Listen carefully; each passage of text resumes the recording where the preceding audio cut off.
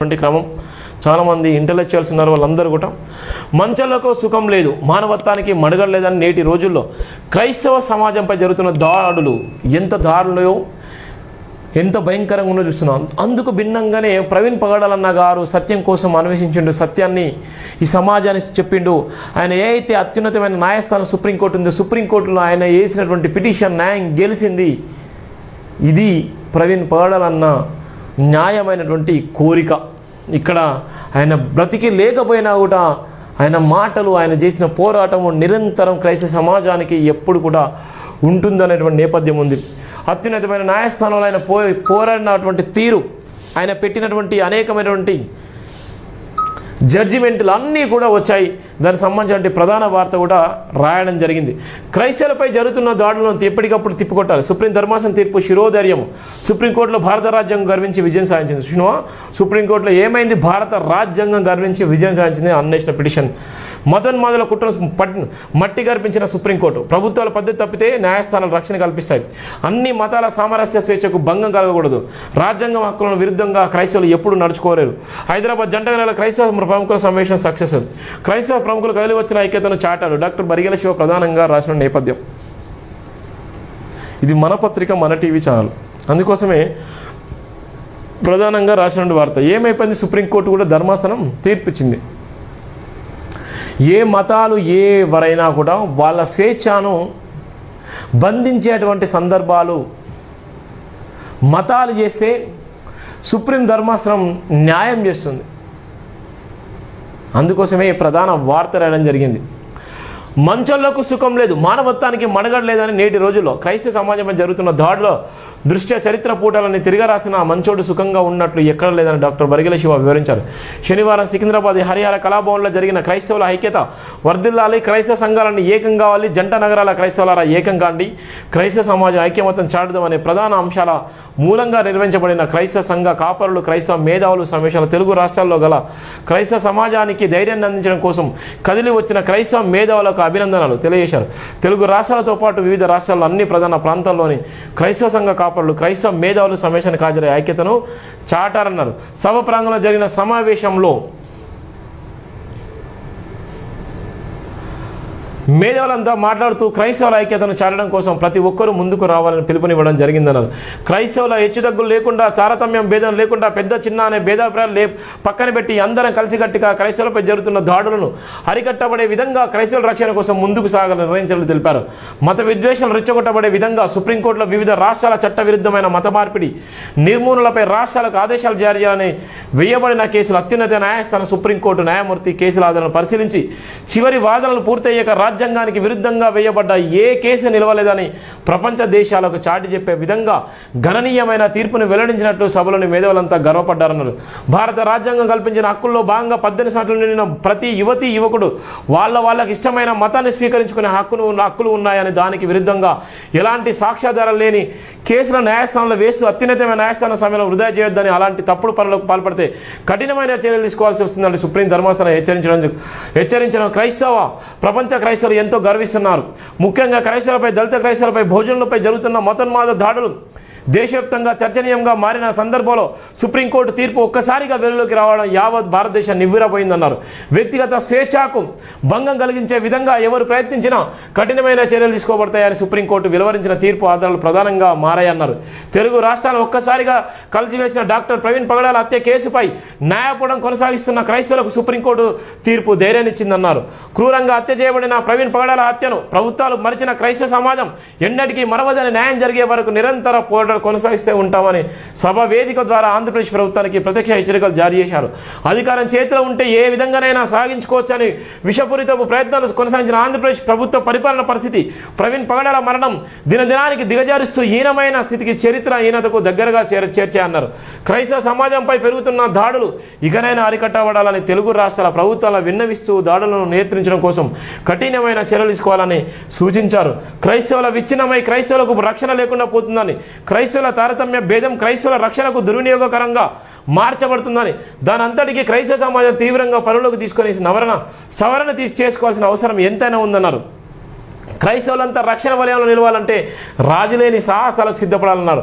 మాకెందుకులే అని ప్రతి క్రైస్తవ సంఘం నిర్లక్ష్యం వహిస్తే నేరుగా దాడులు జరిగే వరకు ఎవరం పసిగట్టలేమన్నారు. మన వరకు వచ్చేదాకా పోనీలే అనుకుంటే మనపై దాడులు జరిగినాడే ఏ ఒక్కరు ముందుకు వచ్చి సహకరించలేరన్నారు. ఏ చరిత్ర చూసిన ఐక్యమతంతో ఉద్యమించిన విజయాలే 90% కలవన్నారు. క్రైస్తవుల మనోభావాలను దెబ్బతీసే విధంగా ఎవరు ప్రయత్నించినా సుప్రీంకోర్టు ధర్మాసనం వెల్లడించిన తీర్పుతో కఠినమైన చర్యలకు ముందుకు సాగాలని, అలాంటి సందర్భంలో ప్రతి క్రైస్తవుడు ధైర్య సాహసాలకు ప్రయత్నించాల్సిన అవసరం ఉందన్నారు. క్రైస్తవ సమాజాన్ని ఒక్కసారిగా మేల్కొల్పిన సుప్రీంకోర్టు తీర్పుకు శిరస్సు వాయించి వందనాలు తెలియజేశారు. ఒక నీతిమంతుని హత్య ఆంధ్రప్రదేశ్ ప్రభుత్వాన్ని అతలకుతలం చేస్తుంటే అదే నీతిమంతుని హత్య సుప్రీంకోర్టు న్యాయస్థానం ఆలయింపజేసిందన్నారు. పాస్టర్ ప్రవీణ్ పగడాల 16/4/2025 సుప్రీంకోర్టు హాజరవలసి ఉండగా అంతకుముందే తనను తీవ్రంగా దాడులు చేసి హత్య చేసిన సంఘటనను క్రైస్తవ సమాజం మరిచిపోయినప్పటికీ సుప్రీంకోర్టు తన సమర్పించిన పత్రాల ఆధారంగా నేటి తీర్పు తన నిజాయితీని జీవితానికి అంకితం క్రైస్తవ సమాజాన్ని భావిస్తుందన్నారు. అదే స్ఫూర్తితో తనను హతమార్చిన హంతకులను శిక్షించే వరకు క్రైస్తవ సమాజం మేల్కొల్పుతో ముందుకు సాగాలని కోరారు. ప్రతి క్రైస్తవుడు ఐక్యమత్యాన్ని ప్రకటించడం వల్ల తోటి క్రైస్తవులకు సహాయ సహకారాలు అందించుకుంటూ ముందుకు సాగాలన్నారు. ప్రభుత్వాలకు క్రైస్తవ సమాజంపై గౌరవం పెరుగుతుందన్నారు. క్రైస్తవులపై జరుగుతున్న ప్రతి దాడిని ప్రభుత్వాల దృష్టికి తీసుకెళ్లి కఠినమైన శిక్షలు పడే విధంగా పోరాటాలు చేయాలన్నారు. ప్రవీణ్ పగడాల జ్ఞాపకార్థం మాజీ ఎంపీ హర్ష కుమార్ విజయవాడలో నిర్వహించబోయే భారీ బహిరంగ సభకు లక్షల సంఖ్యలో క్రైస్తవులు హాజరై క్రైస్తవుల ఐక్యతను, క్రైస్తవుల నిజాయితీని, క్రైస్తవుల పోరాట పటిమను చాటి చెప్పాలని కూడా పిలుపునిచ్చిన నేపథ్యం ఉంది. ఇది కదా న్యాయమైనటువంటి డిమాండ్, ఇది కదా రాసినటువంటి వార్త, ఇది కదా క్రైస్తవులకు ఇచ్చేటువంటి స్ఫూర్తి, ఇది కదా మీరు చూడాల్సిన వీడియోస్. ఇలా చాలా వరకు ఏ పేపర్లో చూస్తారు, ఎవరు రాస్తారు? ప్రవీణ్ పగడాలన్న విషయంలో కుట్రలు కుతంత్రాలు మనం బట్టబయలైనాయి. ఆయన వేసినటువంటి సుప్రీంకోర్టులో ధర్మాసనం ఏదైతుందో ఆ ధర్మాసనం తీర్పిచ్చింది. 18 సంవత్సరాల నుండి ప్రతి ఒక్కరూ కూడా నీకు ఇష్టం వచ్చిన మతాన్ని స్వీకరించవచ్చు, నీకు ఇష్టం వచ్చిన మతంలోకి వెళ్ళిపోవచ్చు. 18 సంవత్సరాల నుండి ఎవరైతే ఓటు హక్కు ఉందో 18 సంవత్సరాల నుండి ప్రతి ఒక్కరు యువకులు వాళ్ళ మతాన్ని స్వీకరించవచ్చు, వాళ్ళు స్వేచ్ఛగా ఉండొచ్చు. మీ మీద దాడులు చేసి మీ మీద ఇబ్బందులకు గురి చేస్తే సుప్రీంకోర్టు ధర్మాసనం తీర్పిచ్చింది. ఈ తీర్పుతోని వాళ్ళు జైలు జీవితం, వాళ్ళ జీవితాలు ఆగం చేయవచ్చు. ఇంతకన్నా సాక్ష్యం ఇంకేముంటుంది? ఇంతకన్నా నిజమైనటువంటి ఆధారాలు ఇంకా ఎవరు చూపిస్తారు? ఇది కదా ప్రవీణ్ పగడాల అనేసినటువంటి కేసు 16వ తారీఖు ఆయన సుప్రీంకోర్టులో మాట్లాడాల్సిన సందర్భంలో ఆయనను చంపేసినటువంటి దుర్మార్గులు ఇవాళ భయభ్రాంతులకు గురై ఇలా పైశాచిక ఆనందం పొందుతున్నారు. ఆయన వేసినటువంటి కేసు విజయం సాధించింది. ఇలా క్రైస్తవ సమాజం అంతా గర్వంగా ఇలా సంబరాలు చేసుకునేటువంటి సందర్భాలు ఇక్కడ జైబీన్ దినపత్రికలో రాసిన వార్త ఆధారంగా మీరు సంబరాలు చేసుకోవచ్చు. ఎటుపోతుంది, ఏమైపోతుంది, ఇంకా ఎందుకు భయపడుతున్నారు, ఏ విధంగా భయపడుతున్నారు? జైబీన్ దినపత్రికను ఫాలో కండి, జైబీన్ టీవీని ఫాలో కండి, జైబీన్ దినపత్రికలో నుండి ప్రధాన వార్తలు ఉంటాయి. చాలామంది కనీసము మాట్లాడలేనటువంటి చాలామంది ఉన్నారు. మాట్లాడే గొంతుకులకు మీరు నిలబడండి, మాట్లాడేటువంటి వ్యక్తులకు సాయం చేయండి, సపోర్ట్ చేయండి, నిలబడండి. ఈ ఆత్మగౌరవ పోరాటంలో మీ అందరూ కూడా కలిసికట్టుగా నడవండి. ఇది జైబీన్ దినపత్రికలో ఉన్నటువంటి ప్రధానమైనటువంటి వార్తలు. ఎందుకు నేను ఇవన్నీ చెప్తున్నంటే ఇవాళ ఉన్నటువంటి క్రమంలో ఇవాళ జరుగుతున్నటువంటి కుట్రల ఆధారంగా ఎంతోమంది ఎన్నో రకాలుగా కుట్రలు వేసారు. 16వ తారీఖు 4వ నెల 2025 సుప్రీంకోర్టు ధర్మాసనము హాజరు కావాల్సి ఉండే ఎవరు? ప్రవీణ్ పగడాలన్న హాజరు కావాల్సి ఉండే. ఆ ధర్మాసనం తీర్పిచ్చింది. విజయం సాధించిండు. ఇది కదా చనిపోయి కూడా ఆయన విజయం సాధించిండు. ఇది కదా క్రైస్తవ సమాజం ఇలా గర్వంగా చెప్పుకోవాలి. ఎంతమంది నిజంగా చెప్పుకుంటారు, ఎంతమంది నిజంగా ఇలా మాట్లాడుతున్నారు. ఇలా క్రైస్తవ సమాజాన్ని అంతా బతికించింది హతసాక్షి అయినటువంటి ప్రవీణ్ పగడాలన్న గారు.